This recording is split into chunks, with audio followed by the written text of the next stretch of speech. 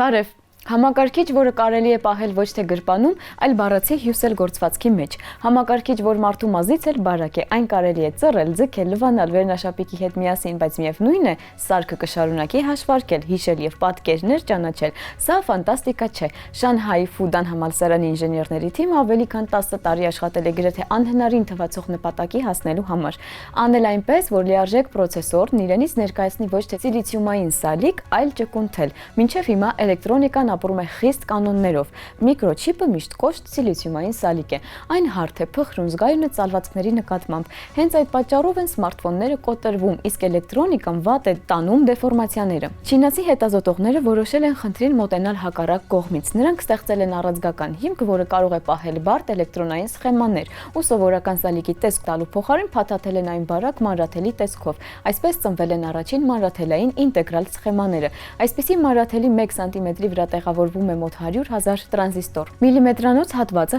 հաշվողական հզորությամբ համեմատելի է չիպերի հետ, որոնք այսօր օգտագործվում են բժշկական իմպլանտներում։ Իսկ եթե թելը լինի 1 մետր երկարությամբ, նրա հնարավորությունները արդեն կմոտենան դասական համակարգչային պրոցեսորներին։ Բայց սա պարզապես տրանզիստորներով մետաղալար չէ։ Յուրաքանչյուր մանրաթելի ներսում լիարժեք էլեկտրոնային տարրեր են՝ ռեզիստորներ, կոնդենսատորներ, դիոդներ, տրանզիստորներ ու բարձր ճշգրտության միացումներ նրանց միջև։ Համակարգը կարողանում է աշխատել թե թվային եւ թե անալոգային ազդանշանների հետ։ Ավելին, այն ապահովում է նաև այսպես կոչված նեյրոմորֆային հաշվարկներ, նեյրոնային ցանցերի աշխատանքների պարզեցված անալոգներ, որոնք պիտանի են պատկերների եւ ազդանշանների ճանաչման համար անմիջապես գործվածքի ներսում։ Գիտափորձերի ընթացքում մանրաթելային ինտեգրալ սխեմաները ծռվել են ավելի քան 10,000 անգամ, ձգվել երկարության 30%-ով, պտտվել յուրաքանչյուր սանտիմետրի վրա 180 աստիճանով, լվացել են սովորական լվացքի մեքենայում ավելի քան 100 ցիկլ, անգամ տաքացվել են մինչև Ցելսիուս ցանցակով 100 աստիճան, եւ այս ամենը առանց աշխատունակությունը կորցնելու։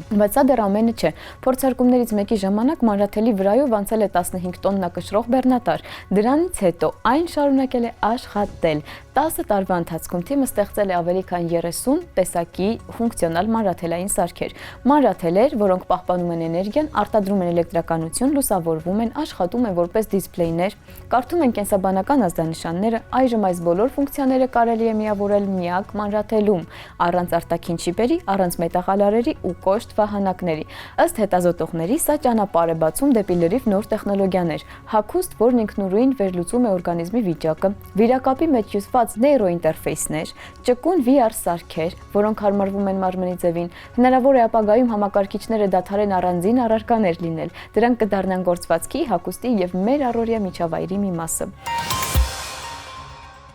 Սկսենք անսպասելի փաստից։ Հազվագյուտ Հազարոտնուկին, որը տասնամյակներ շարունակ չէր ցանկանում բազմանալ գերության մեջ, համոզել են սերունդ տալ մանկական փչովի լողավազանում։ Հարավային Ֆլորիդայի համալսարանի կենսաբան Էնսոլը դարձել է առաջին մարդը, ում հաջողվել է ֆլորիդոբոլուս պեների հազարոտնուկի սերունդ ստանալ լաբորատոր պայմաններում։ Այս տեսակը բնակվում է մոլորակի միայն մեկ կետում կենտրոնական Ֆլորիդայի Լեյք Ուելս ավազային լեռնաշղթայում եւ իր բնական միջավայրի ոչնչացման հետևանքով գտնվում է անհետացման եզրին։ Հազարոտնուկի մասին զարմանալիորեն քիչ է հայտնի։ Վերջին լուրջ հետազոտություններն անցկացվել են մոտ 20 տարի առաջ։ Սոլը սկսել է կանոնավոր կերպով այցելել տեսակի բնակության վայր, գնահատելու համար պոպուլյացիաների թվաքանակը եւ միջավայրի վիճակը։ Զուգահեռաբար նա ուսումնասիրել է մերձավոր, սակայն շատ ավելի տարածված Ներկեուս գորդանուս տեսակը հասկանալու համար, թե ինչու է մի տեսակը ծաղկում, իսկ մյուսը անհետացման եզրին է։ Պատկերը անհանգստացնող էր։ Եթե սովորական հազարոտնուկը հանդիպում էր գրեթե ամենուր, ապա ֆլորիդոբոլուս պեներին ընդամենը մի քանի լոկալ վայրերում, որոնք հիմնականում կառուցապատված են։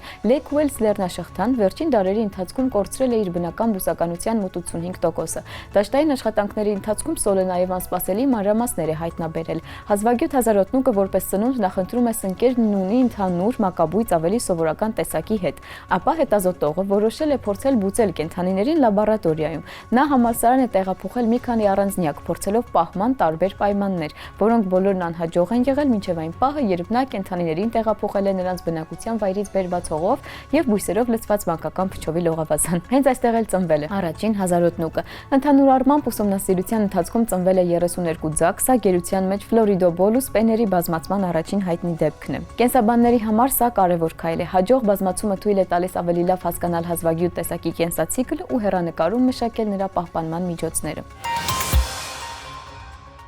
Այս շաբաթվա գիտնականն է Լյուդվիգ Բոլցմանը։ Պարադոքսալ է, սակայն պատմության ամենաազդեցիկ ֆիզիկոսներից մեկը մահացել է այնպես էլ չսպասելով իր գլխավոր գաղափարի ճանաչմանը։ Լյուդվիգ Բոլցմանն այն գիտնականն էր, ով բացատրեց, թե ինչու է աշխարհը ձգտում անկարգության ու դրանով իսկ հիմք դրեց ժամանակակից ֆիզիկայի, քիմիայի եւ նույնիսկ ինֆորմացիայի տեսության համար։ 19-րդ դարի վերջում գիտնականների մեծամասնությունը չէր հավատում ատոմների գոյությանը։ Նրանք համարում էին, որ դրանք հարմար հորինվածք են, իսկ Բոլցմանը պնդում էր ատոմները իրական են ու հենց նրանց շարժումն է բացատրում ջերմությունը, ճնշումը եւ ժամանակի անդառնալիությունը։ Նա առաջարկեց նայել բնությանը ստատիստիկայի տեսանկյունից։ Մասնիկների ճշգրիտ հետագծերի փոխարեն հավանականություններ, իդեալական կարգի փոխարեն քաոս, որից ծնվում են ջերմադինամիկայի օրենքները։ Նրա հռչակավոր բանաձևը, որը կապում է էնտրոպիան միկրովիճակների թվի հետ, այսօր փորագրված է նրա շիրիմին, բայց Բոլցմանի կենդանության օրոք նրան ծաղրում էին։ Գործընկերները մեղադրում էին նրան սպեկուլյացիաներում, ուսանողները նրա դասախոսությունները չէին հասկանում, իսկ անverջ բանավեճերը քայքայում էին գիտնականի առողջությունը։